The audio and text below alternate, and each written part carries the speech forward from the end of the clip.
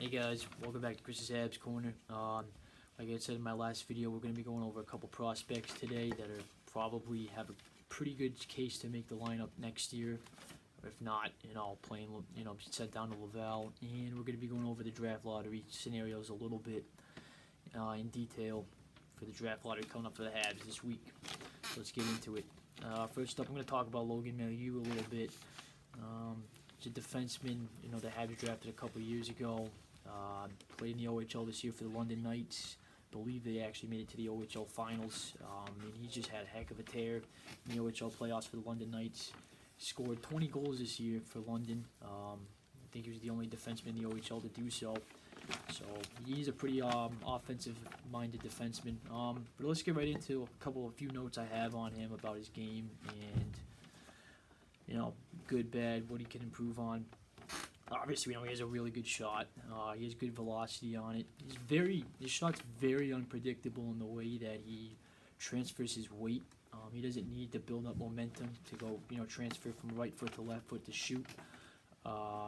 Really quickly, he could just do it on the spot, stationary kind of. And his follow through with his shot, any type of shot, he doesn't complete the follow through. He doesn't need to. Which makes it a little less easy to read as a goalie. As you could see that he doesn't follow through all the way.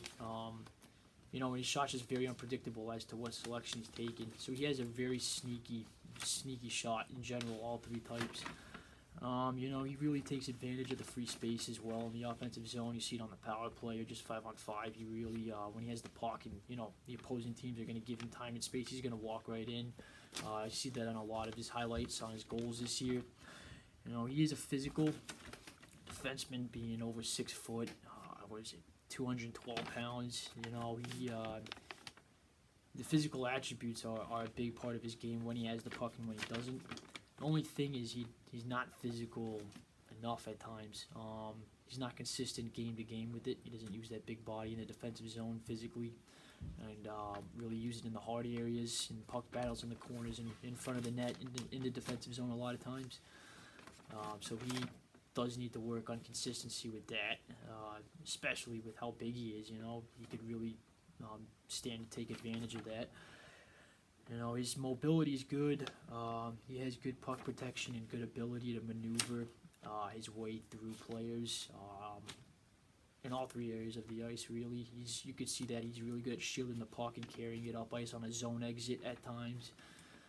He's really good at just being able to just shield the puck in tight areas, which allows him to really join the rush and oftentimes lead the rush into the offensive zone. You can really see that he has good vision to join the rush. Always seems to be making a mental picture of, okay, I green light to go. I can jump up on the play and join the rush here. So he has good decision making on that, and he always seems to really be heavily involved with that. He is an offensive-minded defenseman. Let's see here. Carry puck. He's good awareness and hockey sense. Good awareness and hockey sense in the offensive zone. Really good anticipation. He always seems to understand where his teammates are on the ice in the offensive zone. Really thinks to play at least a step ahead in the offensive zone, at least. See examples of pucks being wrapped around the boards in the offensive zone, and he'll activate down low in the play and jump in to gain that loose puck on the half wall, and he's already scanning and looking where his open teammates are, and he'll whip a pass really quick, so he understands the play unfolding in the offensive zone really well. He's a power play guy as well a little bit. He pretty deceptive on the power play, I'd say, with the way he can fake a shot. Kind of, like I said, that plays into his weight transfer, where he can, on a dime, stationary transfer his weight and sweep a pass over, even though it looks like he's taking a shot, and that kind of throws the defense out of position a little bit. He doesn't have total shiftiness to his deception. He's not like a Cale McCall or even Lane Hudson, where he can do the head and the shoulder fakes and have 7 different body movements to really throw someone off. It's more simple with just kind of the way he fakes a shot, but he has a little bit of deceptiveness to it. Other than that, he makes pretty simple standard passes on the power play a lot of times. The one good thing he does have is that deceptiveness to his shot. He's not the most creative, but he, like I said, that deceptiveness is really sneaky. Things he could work on with his skating are, his agility, and he needs to get more explosive with his strides as well. You see a lot of times when he pivots to retrieve a puck, especially in the defensive zone, he either leads with the wrong foot pivoting, or he's not quick enough to pivot back when he has the puck along the boards retrieving it, and it kind of opens himself up a little too slowly, and oftentimes he gets the puck stripped away from him that way. Stuff that was obvious before the season started. His pivots in a little, getting explosive a little more with his agility. He's fast on a straight line. He's fast with his skating and stride, but the agility and the lateral movements and the pivoting, he just needs to get a little faster. He has improved on that, it seems like, this year in the OHL, but it still needs some work. What else here, guys? What else? His defensive play, he's good at, on a straight rush coming at him vertically, he's good at defending the rush. He has good gap control. He has a long reach, he has a long stick, so he's able to really use that and use his side. He does know how to close up on gaps pretty well. Just be assertive at the blue line, stand up. This translates to his defensive game as well. He has a hard time with horizontal, lateral movements off the rush. When players coming in with the puck start crossing up, he gives up the middle of the ice too easy and loses positioning on that. Excuse me. So, like in the defensive zone, he has a hard time with puck battles behind the net when players are crossing up horizontally. He loses the ability to really keep the inside positioning or just smother the play along the boards, it seems like. He has a hard time really just holding his ground in those puck battles with a lot of the left-right movement behind the net especially. So he loses a lot of inside positioning that way. And look, his defensive game isn't the greatest. His hockey, his sense, and just his reads, and his overall feel for the structure of the defense isn't good. We see him a lot of times when there's a puck battle in the defensive zone and they lose the puck battle, and they're hemmed in their zone again. He has trouble at times, or he gets lost in making a good read to go to the right area again. I saw an example of a game, I think it was in the playoffs for the London Knights this month, where there's a puck battle along the half wall in their own defensive zone after they've been hemmed in for like a minute, and they ended up losing the puck battle, and they were back in their defensive structure again, and the puck was up at the top of the blue line. Mind you, he's a defenseman, and he's coming up to the top of the circle, kind of looking around, not really knowing where to go, just kind of lost. You're a defenseman. After you lose that puck battle and the other team regains possession and structure in the offensive zone, you need to start drifting back towards the net and pick up guys down low. That's just simple, basic hockey. So he loses his hockey sense in the defensive zone isn't the greatest. He panics with the puck sometimes on a breakout. Sometimes he thinks he has pressure on him when he really doesn't. And he'll just, especially when he has his back towards the wall behind his own net and retrieves a puck, he'll just sometimes blindly, just errantly whip the puck up and turn it over. And when he does have pressure on him, the simple play to defer to his partner or to throw it off a glass, he doesn't do it, and he'll just throw the puck right up to the middle of the ice and turn it over at times. So he does panic a little bit. Things that he definitely needs to work on. Overall, more of an offensive-minded defenseman, but he's not the most talented offensive defenseman.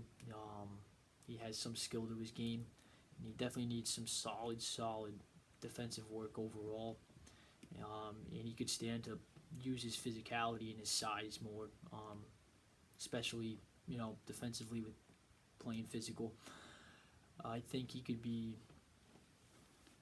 if he can improve upon those things, especially in the next season or two, I think he could be a solid second pairing, maybe third pairing defenseman, not a first pairing. I think his defensive lapses are too much of a liability, and I don't think has that total flash to his game to be a first pairing defenseman on his offensive side.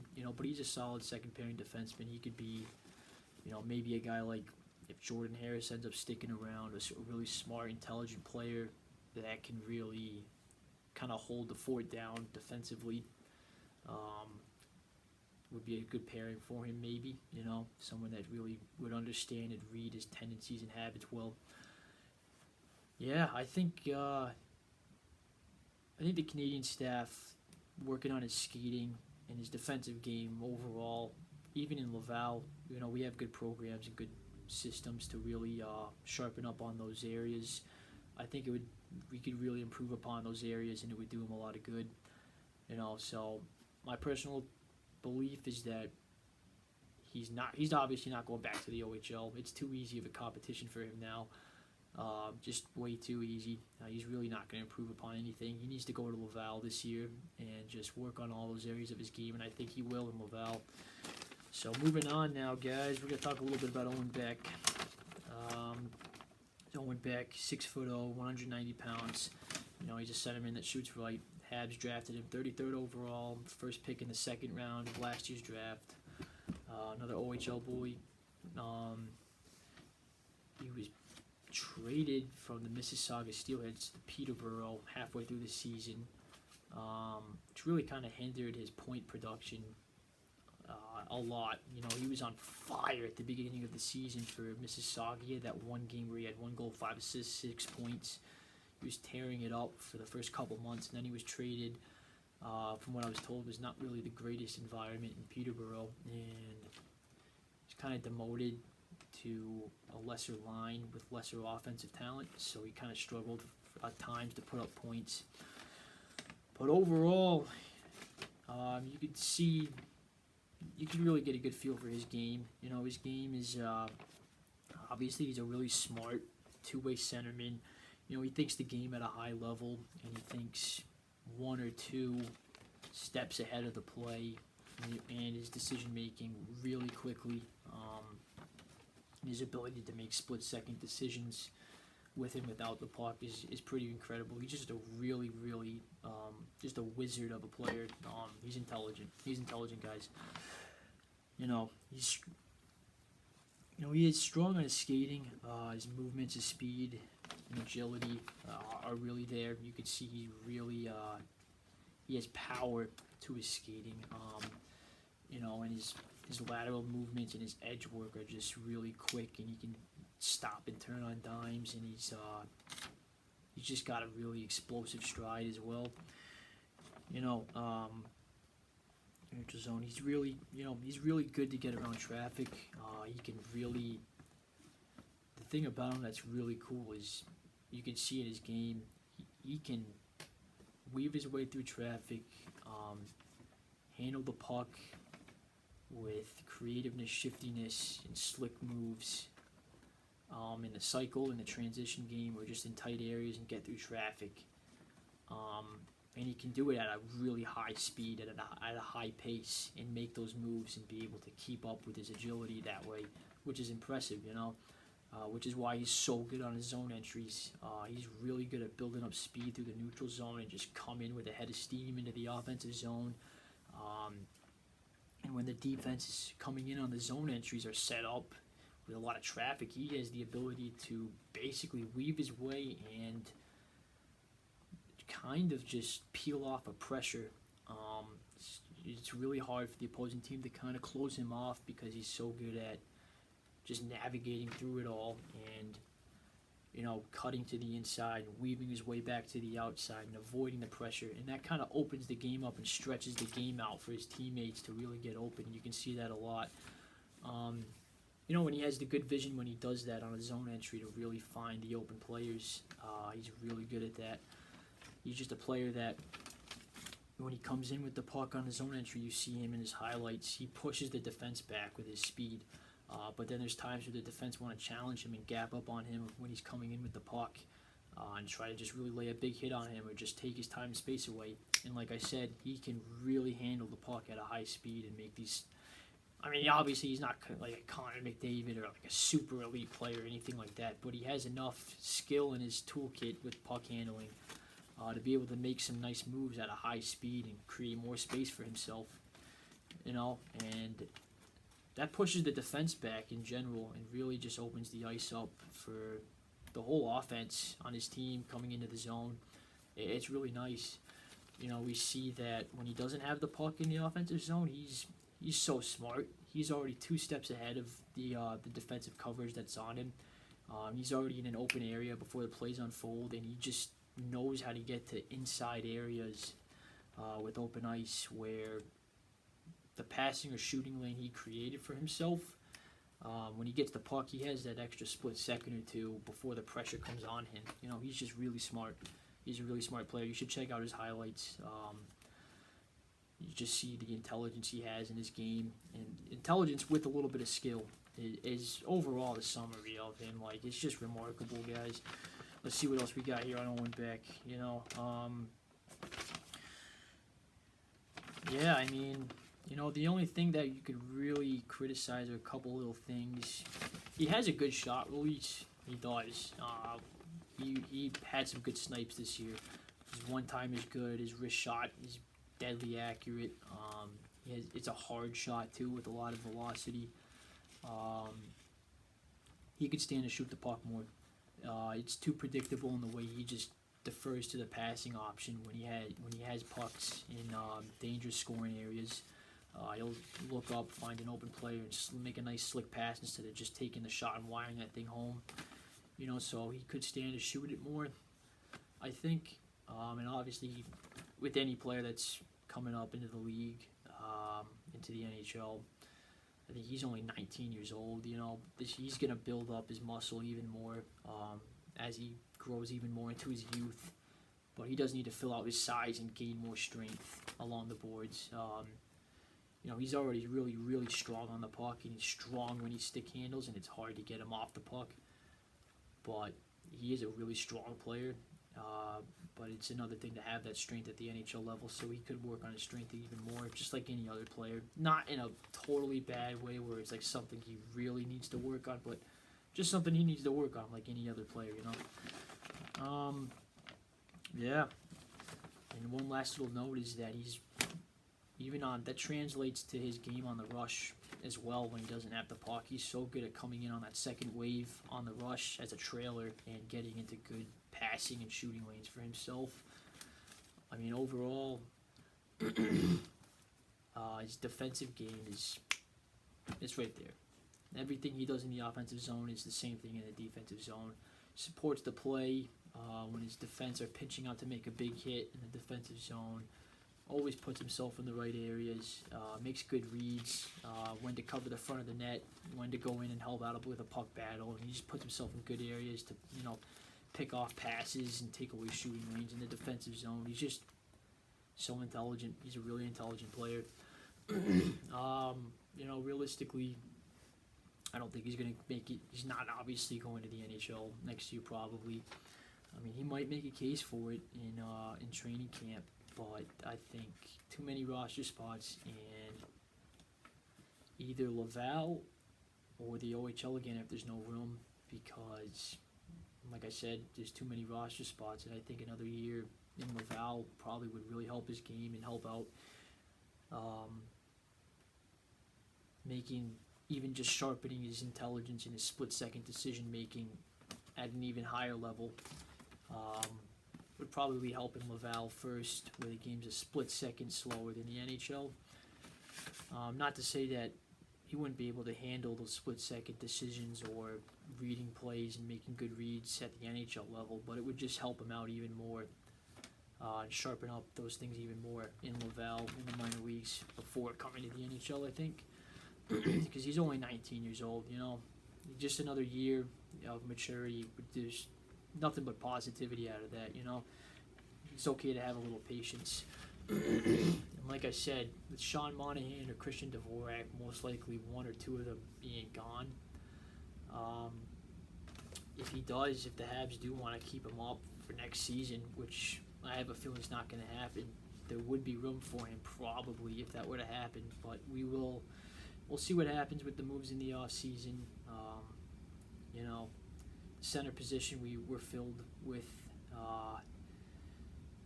It's tough because we really do need another center. That's a highly skilled number one center. Probably that's the target for the draft. And we already have 4 full-time centermen that we need to somehow manage and get rid of to be able to open up that possibility. And then you have a guy like Owen Beck trying to make a case for himself to come up to the NHL. So it's a good problem to have. But anyway, let's get off that rant now. Last thing I want to touch on for today is talk about the draft lottery for a little bit, guys. So, draft lottery is going to be Monday night, 8 p.m. Don't forget it. It's in the NHL studio office in New Jersey. Obviously, the Habs currently sit in that 5th lottery draft position. Let's read off the odds real quick. The odds for the lottery are as follows. Anaheim is obviously number 1 draft position, 18.5%. Columbus is in that 2nd draft position at 13.5% chance. Chicago is at number 3 with an 11.5% chance. San Jose is at number 4 with a 9.5% chance. Montreal, our boys, are in, like I said, 5th spot, 8.5%. Arizona, 6th spot, 7.5%. Philadelphia, 7th spot, 6.5%. Washington's in the 8th spot with a 6% chance. Detroit's in the 9th spot with a 5% chance. St. Louis is in the 10th spot with a 3.5% chance. Vancouver's in the 11th spot with a 3% chance. Ottawa is in the 12th spot with a 2.5% chance. Buffalo's in the 13th spot with a 2% chance. Pittsburgh is in the 14th spot with a 1.5% chance. Nashville and Calgary, 15th and 16th, both have like 0.5% of a chance. I don't know why I read all that. I just felt like I needed to. Really, I could have just read off the top 7 or 8, realistically. I'm not too optimistic of a person with, or not too optimistic, not the word. I'm a little realistic with the draft lottery, with these types of things in general. I honestly don't see the Habs really winning the draft lottery. I just got the feeling it's not going to happen. I haven't kept my hopes up on us winning that number 1 pick all year. It's just not realistic. I mean, it'd be great if it happens, but that's not really going to happen probably. So I'm not really going to break down all the math and go over all the probability stuff, but basically, from what I've gathered, from what I've read from multiple sources, the Habs have, with all the probability and the maths combined, the Habs have over 50% chance of at least staying within the top 5 picks, 1, 2, 3, 4, and 5 from the lottery. And they have under a 50% chance, just under, around 45%, of picking 6th or 7th, okay? That's with all the probability combined. So basically, worst case scenario, we're picking 7th. Best case scenario, we get that 1 pick, number 1 pick. That's not going to happen. We're most likely staying at 5. That's my feeling. That's what my gut kind of tells me. There are a couple notes and rules that I should probably go over with you guys. So this year there's 2 lotteries, okay? There's the lottery for the number 1 pick, and then there's another lottery separate right after that, following that first lottery for the number 1 pick for the number 2 pick. Okay, so you could win the lottery for the 2nd pick if you don't win it for the number 1 pick, right? So that's kind of cool. I think I actually like that. It gives teams even more of a chance of winning that number 2 pick, especially in a draft as rich as this year. The first 5 players in this draft any other year would all be number 1 picks, so that's really cool. Teams cannot move up more than 10 spots. So let's just have an example. Pittsburgh at number 14th in the draft this year somehow wins the lottery. They can only move up to number 4, 10 spots. So the teams that were already positionally in 1, 2, and 3 would stay there. Okay, so Anaheim would still have the number 1 draft pick. Columbus would still have the 2nd pick. Chicago would still have the 3rd pick. And then Pittsburgh would have the 4th pick. Okay, then San Jose, who's at number 4, would move up to 5th. And then us, the Habs, we would move up to 6th. And then so on and so on. And that's how that would work, right? And then they would draft for the number 2 pick. Okay? So if that were to happen, and Pittsburgh moved up to number 4, Anaheim, I believe, I'm not 100% sure, would be locked in at the number 1 pick. But then there would be a 2nd draft lottery for the 2nd pick. Okay, so let's say that happens. Pittsburgh's at 4th. Anaheim gets locked into that number 1 pick. All right, so now we're drafting for the number 2 pick, and let's just say, I don't know, Arizona wins it. So Arizona would be the number 2 pick. So then it would be Anaheim at number 1. Arizona at the number 2 pick. Columbus would be 3. Chicago would not be 4th because Pittsburgh won the draft lottery but could only move up to 4th. So then Chicago would move to 5th. San Jose would move to 6th. Montreal would move to 7th, and so on and so on. I know that's a little confusing, but that's like a basic example of these rules. 2 draft lotteries, 1 for the number 1 pick, 1 for the number 2 pick, and a team can only move up 10 spots. All in all, I really don't see the Habs moving anywhere too radically out of 5th, 6th, or even 7th this year. You know, might have a shot at winning that number 2 pick. Who knows? But really, I expect them to be right around that 5th spot. That's all I got for you guys today. I will be coming out with a video some point this week, probably next weekend, going over a couple more prospects. Talking and going over the draft lottery. I might put out a video after the draft lottery on Monday night and have my reaction on it if I have time. You know, I'm busy with my job. We'll see. So I'd like to. You know, it is exciting. I will be keeping updates on it and keeping track of it while I'm at work. So we'll see what happens with that. Like and subscribe to the channel. CH always comes first. Go Habs, go. Hope you guys are watching the playoffs. Talk to you guys next time.